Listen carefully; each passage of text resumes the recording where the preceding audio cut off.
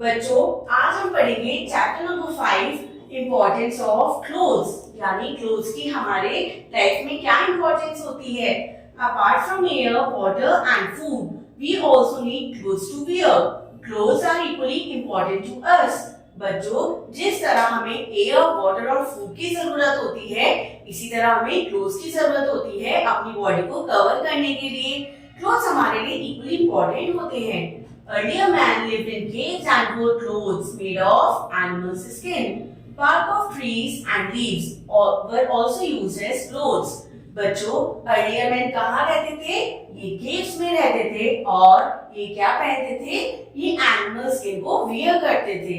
ये leaves और trees की bark को भी use करके अपनी body को cover करते थे।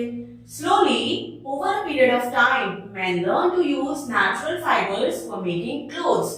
धीरे धीरे अर्ली मैन ने सीखा कि हम नेचुरल फाइबर को यूज करके क्लोथ्स को कैसे बना सकते हैं। अब हम जानते हैं benefits of wearing clothes. Clothes पहनने के क्या क्या फायदे हैं। We wear clothes because clothes make us look decent and presentable. They give us an identity of our own. बच्चों, क्लोथ्स पहन के हम स्मार्ट लगते हैं, ये हमें डिसेंट और प्रेजेंटेबल भी बनाते हैं और हमें अपनी एक पहचान मिलती है। They protect us from the blazing sunlight. Clothes हमें बहुत कड़कती धूप से भी बचाते हैं। They save us from the rain and protect us from diseases like cough, cold, fever, etc. तो बच्चों, हमने पढ़ा था ना कि हम रेनी सीजन में अलग अलग क्लोथ्स वेयर करते हैं, जैसे कि रेनकोट, गम बूट्स। इससे हम अपने आप को बारिश के मौसम में बचा सकते हैं और हम खुद को बीमार पड़ने से भी बचा सकते हैं। They save us from cold wind and keep us warm during the winter. बच्चों, विंटर सीजन में हम कैसे कपड़े पहनते हैं? हम मोटे कपड़े पहनते हैं जो हमें वार्म प्रोवाइड करें और इसकी हेल्प से हम अपने आप को विंटर से बचा सकते हैं। Clothes also save us from dust. Tiny dust particles settle on our clothes. Clothes हमें डस्ट से भी बचाते हैं। ये जो डस्ट पार्टिकल्स हैं, ये खाली हमारे क्लोथ्स पे सेटल डाउन होते हैं और बाद में जिन्हें हम वॉश करके उस डस्ट को रिमूव कर सकते हैं। They save us from insect bites. When we play in a park, we should wear full sleeve shirts and full pants to protect ourselves from mosquito bites. तो बच्चों, क्लोथ्स हमें insect bite से भी बचाते हैं। जब भी हम पार्क में खेलने जाते हैं, हमें हमेशा फुल स्लीव शर्ट्स और पैंट्स पहनने चाहिए, जिससे हमें इंसेक्ट बाइट ना हो।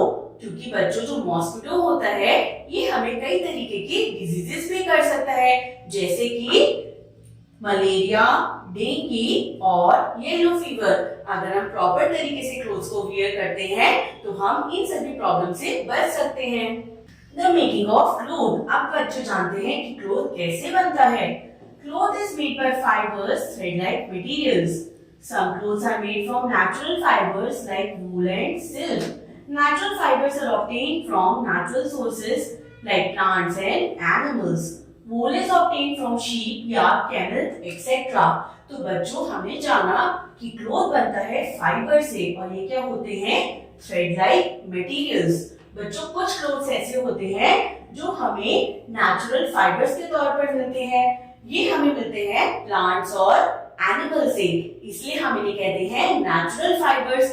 प्लांट से जैसे हमें मिलती है कॉटन और एनिमल से हमें मिलती है वूल, और ये वूल हमें मिलती है शीप, यार्ड और कैमल से। Some clothes are made of synthetic fibres.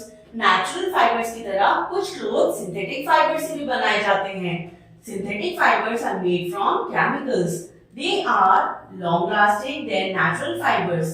They are also called man-made fibers. तो बच्चों, सिंथेटिक फाइबर्स किससे बनते हैं? ये केमिकल से बनाए जाते हैं और ये ज्यादा लॉन्ग लास्टिंग है, यानी लंबे समय तक चलते हैं और इसलिए इन्हें कहा जाता है मैन-मेड फाइबर्स, क्योंकि मैन इन्हें केमिकल के थ्रू बनाते हैं। The making of clothes from fibers involve different processes such as। चलिए अब जानते हैं कि क्लोथ बनने में कौन कौन से अलग प्रोसेसेस यूज होते हैं। फर्स्ट होता है कलेक्शन ऑफ फाइबर। बच्चों, हम सबसे पहले फाइबर्स को कलेक्ट करते हैं। First we collect these raw materials such as cotton, wools and silk for making thread. Thread बनाने के लिए हम अलग अलग फाइबर्स जैसे कि वूल, सिल्क और कॉटन को कलेक्ट करते हैं। उसके बाद होती है thread making. Spinning is the process of making threads from fibres. बच्चों, फाइबर्स होते हैं धागे और इनसे एक स्ट्रॉन्ग थ्रेड बनाया जाता है और इस प्रोसेस को कहा जाता है spinning. In olden days, people used to spin on a spinning wheel called चरखा। बच्चों, पहले के टाइम में स्पिनिंग किस पे की जाती थी? एक स्पिनिंग व्हील पे की जाती थी जिसका क्या नाम है? चरखा। हमने गांधी जी के पास भी देखा है, गांधी जी की फोटोज में, कि वो चरखे पे खादी बनाते थे। Nowadays, spinning is done by huge machines। आज के टाइम में बच्चों बड़ी बड़ी मशीन्स पे स्पिनिंग की जाती है। Next is weaving. Cloth is woven from yarn, ये जिसे हम कहते हैं थ्रेड ऑन अ लूम। अब बच्चों, हम इस क्लॉथ को यार्न पे क्या करते हैं? वोवन करते हैं, यानी बुनते हैं। Clothes can be woven by hand on a handloom और by a machine called power loom. बच्चों, हम इस क्लॉथ को वीव करते हैं या तो बाय हैंड, जिसे हम किस पे करते हैं? लूम पर, या मशीन्स की हेल्प से वीव किया जाता है जिसे कहा जाता है power loom. People who weave the cloth are called weavers। बच्चों, जो लोग वीविंग करते हैं उन्हें कहा जाता है weavers। Dyeing and printing। The fourth step is the in making of cloth is dyeing। बच्चों, जब हमारे पास क्लोथ आ जाता है तो हम इसे अलग अलग कलर्स में डाई करते हैं। The cloth is dipped in water containing a color or a dye and then dried। हम एक कंटेनर में जिसमें पानी और कलर होता है उसमें क्लोथ को डिप करते हैं और फिर उसे सुखाते हैं। People who dye the clothes are called dyers। जो लोग क्लोथ को डाई करते हैं उन्हें कहते हैं हम dyers। Blocks are used to print designs on the cloth। The people who design the cloth are called designers। बच्चों, जब ये हमारे पास एक प्लेन क्लोथ आ जाता है हम इस पे अलग अलग प्रिंट्स भी प्रिंट करते हैं और जो लोग डिजाइन करते हैं क्लोथ को उन्हें कहते हैं डिजाइनर्स। अब बच्चों, हम पढ़ेंगे finishing and stitching. Before the cloth is stitched it is made smooth and shiny. बच्चों, क्लोथ को स्टिच करने से पहले क्लोथ पे एक शाइन दी जाती है। This process is called finishing. इस प्रोसेस को बच्चों हम क्या कहते हैं? Finishing. This is the last step in making of cloth. After finishing, clothes are stitched to wear। बच्चों, फिनिशिंग एक लास्ट स्टेप होता है जो क्लॉथ मेकिंग में होता है और इसके बाद हम क्लोथ्स को स्टिच करते हैं और फिर इन्हें पहन लेते हैं। Shine of clothes. Caring of clothes is important to keep them in good condition for a long time. We care for clothes in the following ways। बच्चों, क्या हमें अपने क्लोथ्स को डर्टी रखना चाहिए या हम इन्हें नीट एंड क्लीन और शाइनी रखना चाहिए? तो यस, हम जब अपने क्लोथ्स को नीट और क्लीन रखते हैं और शाइनी रखते हैं तो हमारे क्लोथ्स लंबे समय तक चलते हैं और सुंदर लगते हैं। चलिए अब जानते हैं हम किस तरीके से अपने क्लोथ्स की केयर कर सकते हैं। The clothes should always be dried in a shady place। Colored clothes should never be dried in direct sun rays। हमें हमारे क्लोथ्स को हमेशा शेडी स्पेस में सुखाना चाहिए। अगर हम डायरेक्ट सन के रेज के अंदर इन्हें सुखाएंगे तो जो कलर होता है वो फेड अवे हो सकता है। Clothes need to be iron after they are dried.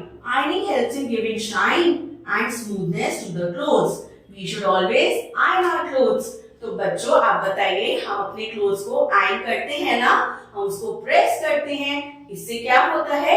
हमारे क्लोथ्स सुंदर लगते हैं और इनकी शाइन भी बढ़ जाती है और इसे पहन के हम स्मार्ट लगते हैं।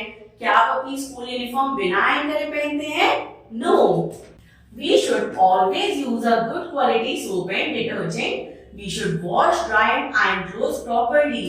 We should wash woolen clothes using liquid detergents। तो बच्चों, हमें अपने कपड़े हमेशा गुड डिटर्जेंट और सोप के साथ ही वॉश करने चाहिए और हमें इनको प्रॉपरली क्लीन करना चाहिए। जब हम वॉश करते हैं और इनको ड्राई और आयरन करते हैं, ये तीनों काम हमें प्रॉपरली करने चाहिए। और बच्चों, जो वुलन क्लोथ्स होते हैं इनके जो फाइबर्स और थ्रेड्स होते हैं बहुत सॉफ्ट होते हैं, इसलिए हमें हमेशा लिक्विड डिटर्जेंट को यूज करके ही वुलन क्लोथ्स को वॉश करना चाहिए। Storage of clothes। Silk and woolen clothes should be wrapped in a cotton cloth and stored with dried neem leaves and naphthalene balls to protect them from insects। बच्चों आपने मम्मा को देखा होगा ना कि मम्मा या फिर आपकी दादी हमेशा वुलन क्लोथ्स या फिर जो सिल्क क्लोथ्स होते हैं उन्हें प्रॉपर कवर करके किसी कॉटन क्लोथ में तब रखते हैं और उनके साथ एक फ्रेग्रेंटेड बॉल्स भी लगते हैं जिन्हें हम क्या कहते हैं, नेफ्थलीन बॉल्स। ये इंसेक्ट्स को आने से बचाते हैं, वरना इंसेक्ट्स हमारे जो सिल्क क्लोथ्स होते हैं या वूल क्लोथ्स होते हैं उन्हें खराब कर देते हैं। We should keep always clean clothes in almirah and boxes। क्या बच्चों हम अगर कहीं से आए हमें तुरंत उन्हें रैप करके अलमारी में रखना चाहिए अपने क्लोथ्स को? नो, हमें हमेशा नीट एंड क्लीन क्लोथ्स को अलमीरा में रखना चाहिए और उन्हें प्रॉपर अरेंज करके रखना चाहिए। बच्चों आपको कैसा लगा ये चैप्टर, जल्दी से बताइए। Thank you.